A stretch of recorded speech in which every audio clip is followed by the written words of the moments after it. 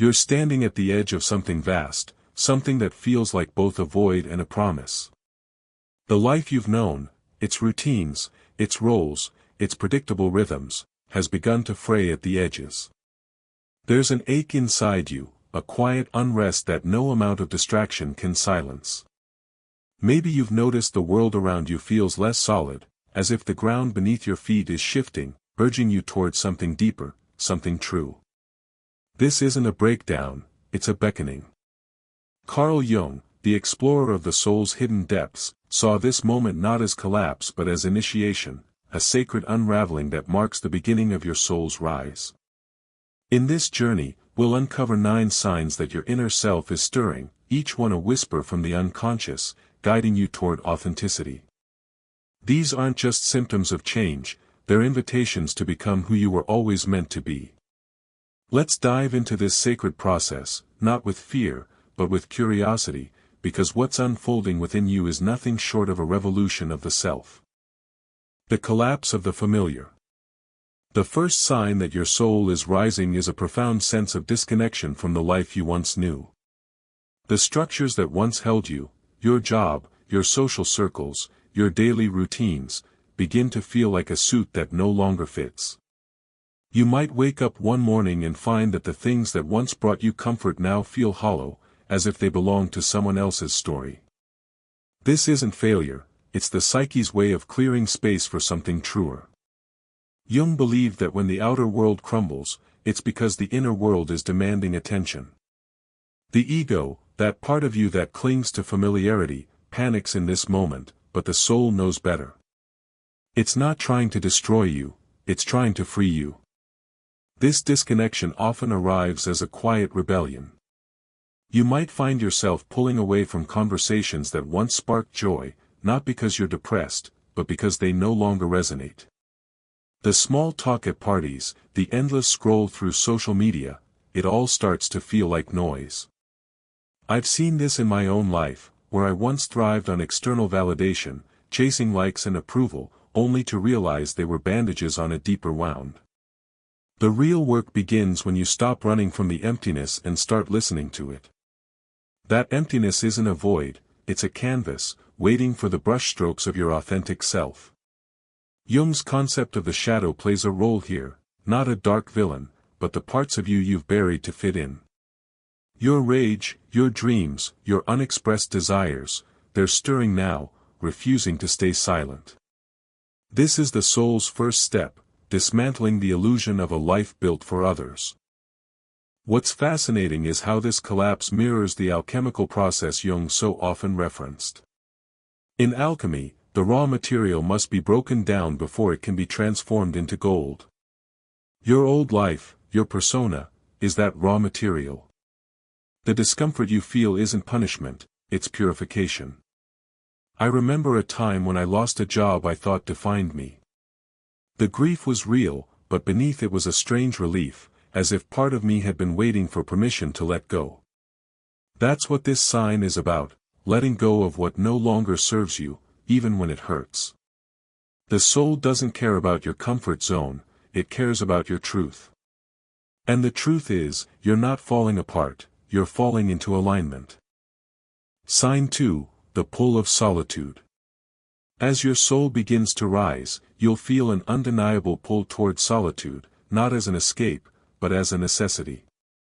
This isn't about shutting people out, it's about creating space to hear your own voice. Jung called this the process of individuation, where you step away from the collective to discover your unique essence. You might notice that crowded rooms feel suffocating, or that you'd rather spend an evening alone with your thoughts than at a social gathering. This withdrawal can feel lonely, but it's not a rejection of others, it's an embrace of yourself. I've always found solitude to be a paradox, it's both terrifying and liberating.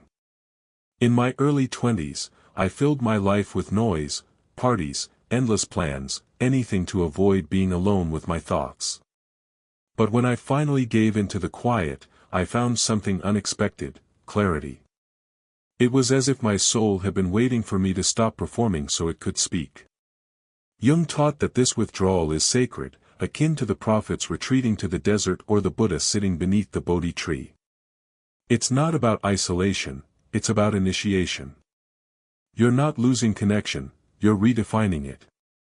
The relationships that demand you shrink to fit their mold will naturally fall away, and that's not loss, it's liberation.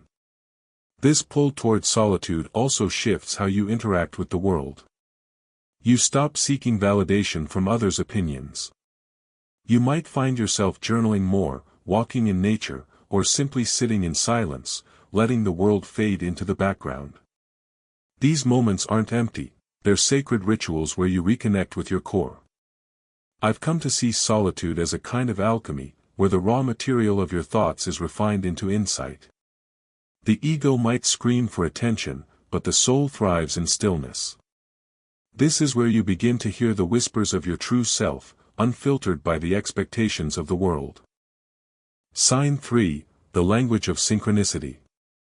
When your soul stirs, the world around you begins to speak in symbols. You glance at the clock and see 11:11 again. A book falls off a shelf, opening to a page that feels written just for you. These are synchronicities, moments where the outer world mirrors your inner transformation. Jung saw these as the language of the unconscious, a bridge between your psyche and the cosmos. They're not random, they're orchestrated, carrying messages that your soul is ready to receive. I've experienced synchronicities that left me breathless. Once, during a period of deep uncertainty, I kept seeing owls, on signs, in dreams, even perched outside my window. At first, I dismissed it as coincidence, but Jung's teachings opened my eyes to their deeper meaning. Owls, in many traditions, symbolize wisdom and transition. Each sighting felt like a nudge from the universe, reminding me to trust the path I was on. Synchronicities like these aren't about superstition, they're about resonance. They show up when you're aligned with your inner truth, when your ego steps aside and lets the soul lead. What's profound about this sign is how it shifts your perspective. You stop seeing life as a series of disconnected events and start noticing patterns. A chance encounter with a stranger who says exactly what you needed to hear, a song that captures your exact emotions, these are the universe's way of affirming your journey. Jung believed that synchronicities grow more vivid as you become more receptive to the unconscious. It's not that the world changes, it's that you do. You start listening for meaning instead of demanding certainty. Life becomes a dance of symbols, and you, the dancer, move in rhythm with the cosmos. Sign 4, the hunger for meaning. There comes a point where the surface of life no longer satisfies. The shows you watch, the goals you chase, the validation you seek, they all start to feel empty. You might achieve a milestone, yet feel untouched, as if something vital is missing. This is the soul's hunger for meaning, a craving for depth that no amount of external success can fill. Jung saw this as the collapse of the persona, the mask you wear to navigate the world, when it no longer serves your evolution. I felt this hunger acutely. There was a time when I chased career milestones, thinking they'd bring fulfillment. But each achievement left me emptier, until I realized I was chasing someone else's definition of success. The soul doesn't care about accolades, it cares about resonance. This sign often manifests as a pull toward the sacred, toward myth, psychology, or ancient wisdom. You might find yourself reading Jung, exploring spiritual texts, or simply sitting in nature, seeking answers to questions you can't quite articulate. This hunger is a turning point. It's the moment you stop asking, "What do others expect of me?" and start asking, "What do I need to feel whole?" It's not about rejecting the world, it's about seeking what nourishes you. For me, this meant long walks where I'd talk to the stars, not because I expected answers, but because it felt like the most honest thing I could do.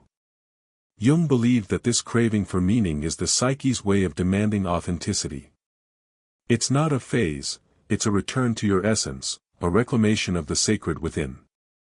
Sign 5, the power of dreams. As your soul rises, your dreams become more than fleeting images, they become messengers. They arrive vivid, charged with emotion, carrying symbols that linger long after you wake. Jung saw dreams as the voice of the unconscious, speaking when the ego is quiet. When your dreams shift, becoming more intense, repetitive, or archetypal, it's a sign that your deeper self is guiding you through transformation. I've had dreams that felt like revelations. One recurring dream placed me in a forest, facing a shadowed figure who never spoke but radiated presence. Each time, I woke with a sense of clarity, as if I'd been given a piece of a puzzle I didn't yet understand.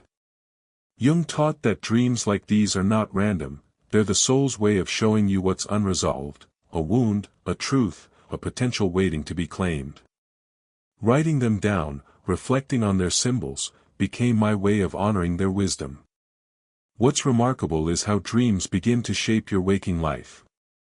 You might make a decision based on a feeling from a dream, or see someone differently because of a message it carried. The line between night and day blurs, and you start living from a deeper source. This is dream alchemy, where the unconscious transforms you from within. Jung believed that by listening to your dreams, you align with your soul's rhythm, moving closer to wholeness with every step. Sign 6, the courage to let go. The soul's ascent demands release. Old beliefs, relationships, identities, anything that no longer aligns with your truth must fall away. This isn't abandonment, it's spiritual courage. Jung called this ego death, the painful but necessary shedding of the false self. You might feel fear as you stand at this precipice, one foot in the known, the other in the unknown. But a deeper voice urges you forward, whispering that freedom lies on the other side. I've faced this moment more than once. Letting go of a friendship that demanded I play small was one of the hardest things I've done.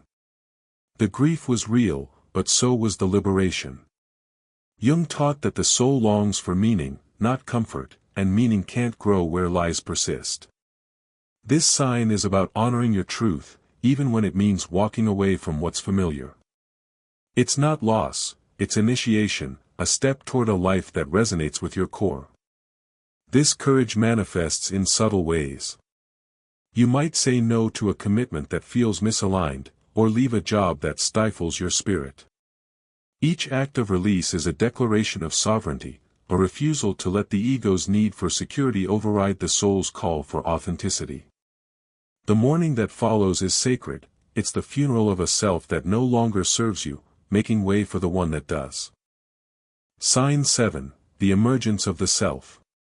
At the heart of this journey lies the emergence of the self, Jung's term for the unifying center of the psyche, the sacred axis that transcends the ego. This isn't about becoming someone new, it's about remembering who you've always been. The roles you've played, caretaker, achiever, people-pleaser, begin to feel like costumes, too small for the vastness of your truth. In their place, a grounded stillness arises, a peace that doesn't depend on external validation. For me, this shift came when I stopped seeking approval and started trusting my own compass. Decisions that once felt fraught became clear when I asked, is this true for me? The self doesn't compete or conform, it simply is. You might notice you argue less, post less, reflect more. The need to be seen fades, not from withdrawal, but from liberation. You're no longer performing, you're being. This emergence is quiet but profound. You sense a sacred presence within, not as a concept, but as a felt reality. It's in the awe of a sunset, the trembling in your chest during a moment of beauty. Jung called this the numinous, the divine spark that lives in you. As you align with the self, life becomes a mirror, reflecting your growth, inviting you to evolve. You're not just living, you're becoming. Sign 8, the sacred within. As your soul rises, you begin to sense the sacred not as something external, but as an intimate presence within. It's not about chasing a distant God, it's about recognizing the divine hum in your own breath. This is the numinous experience Jung described, a trembling awe that arises in moments of connection with your essence. You might feel it staring at the sky, listening to music, or simply being present in silence. I've felt this most vividly in nature. Standing by the ocean, I've sensed a vastness that mirrored something within me, a reminder that I'm part of something larger, yet whole within myself. This sign is about reclaiming the sacred as an internal reality. You stop seeking answers outside and start trusting the wisdom within. Life becomes a series of holy moments, each one an invitation to deepen your connection to your truth. This sacredness shifts how you move through the world. You no longer need to prove yourself, you simply are. The approval of others becomes irrelevant, not from arrogance, but from a deep knowing that your worth is inherent. Jung believed this connection to the sacred is the ultimate goal of individuation, a return to the wholeness that was always yours. Sign 9, the spiral of becoming. The journey of the soul isn't a straight line, it's a spiral, a continuous descent into truth and ascent into authenticity. Jung taught that becoming who you truly are is the privilege of a lifetime, but it requires courage to face the darkness, to shed the false, to trust the unknown. Each step feels like a return, not to a destination, but to yourself. This is the final sign, the realization that you're not lost, but being initiated into your own becoming. I've come to see this spiral as the rhythm of growth. There are moments of clarity followed by doubt, moments of light followed by shadow. But each cycle brings you closer to your core. The difficulties, the fear, the grief, the disorientation, are not obstacles, they're markers of progress. Jung's words ring true here, there is no coming to consciousness without pain. But that pain is not punishment, it's the labor of birth, the soul emerging into fullness. This spiral is ongoing. You don't arrive at a final destination, you deepen into presence. Every choice, every release, every moment of courage aligns you more closely with your truth. The world may not understand, but that's okay, you're not here to be seen, you're here to be. And in that being, you find a quiet, holy power that carries you forward, no matter what lies ahead. Hey, beautiful souls! If this journey into your awakening stirred something deep within you, if even one sign lit up a truth you've been feeling, don't keep it to yourself. Drop a comment below and share which sign resonated with you most today, Saturday, May 24th, 2025. Your story could inspire someone else on this sacred path. Glowing star, hit that subscribe button and ring the notification bell so you never miss a moment of this soulful exploration. New insights drop every week to guide you closer to your true self. Let's walk this spiral of becoming together. Start now by liking this video and sharing it with someone who needs to hear this wisdom. See you on the next step of your journey.